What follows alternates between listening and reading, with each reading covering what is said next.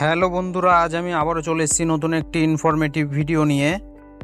আজকের ভিডিওতে আমি আলোচনা করব মহিলাদের সুরক্ষা নিয়ে দেশে কড়া নির্দেশিকা জারি করলো দেশের প্রধানমন্ত্রী মোদিজি। কি সেই নির্দেশিকা, সেই বিষয় নিয়ে আজকের ভিডিওতে আমি আলোচনা করব।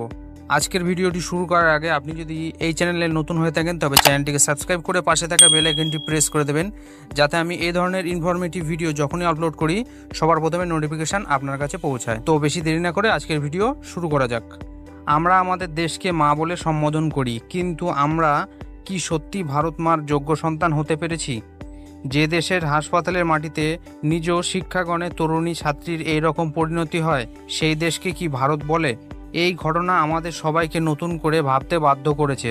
আমরা কি সত্যি ভারত মার যোগ্য সন্তান হতে পেরেছি?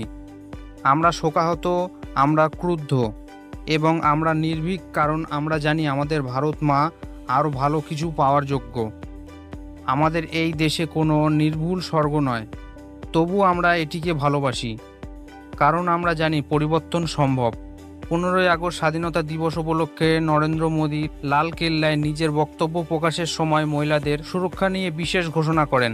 প্রধানমন্ত্রী নরেন্দ্র মোদী তার বক্তৃতার মাধ্যমে ইঙ্গিত দেন মহিলাদের নিরাপত্তা নিয়ে কঠোর আইনি ব্যবস্থা করা হবে এবং এই আইন ভঙ্গের অপরাধে কঠোর থেকে কঠোরতম শাস্তি হবে।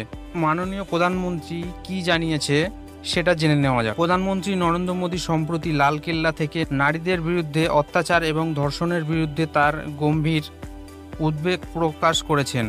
তিনি বলেন, আমাদের সমাজে নারীদের বিরুদ্ধে অত্যাচার একটি গুরুত্বপূর্ণ সমস্যা।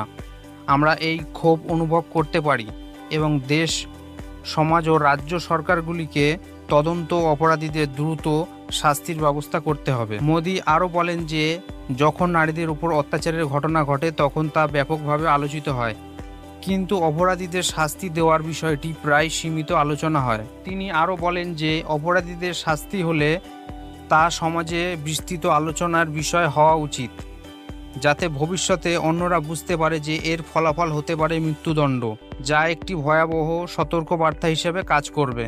আমি একটি ভিডিও ক্লিপ দিয়ে দিচ্ছি, আপনারা সেখান থেকে খুব সহজেই শুনে নিতে পারবেন লালকেল্লা থেকে মোদিজি মহিলাদের নিরাপত্তা নিয়ে কি নিয়ম ঘোষণা করেছে। कि जब बलात्कार की या महिलाओं पर अत्याचार की घटनाएं घटती हैं तो उसकी बहुत चर्चा होती है, बहुत प्रचार होता है, मीडिया में छाया रहता है। लेकिन जब ऐसे राक्षसी मनोवृत्ति व्यक्ति को सजा होती है तो वो खबरों में कहीं नजर नहीं आती है, कोने में कहीं पड़ा रहता है। इसको देश को, समाज को, हमारी राज्य सरकारों को गंभीरता से लेना होगा। और मैं आज लाल किले से फिर बार एक अपनी पीड़ा व्यक्त करना चाहता हूं।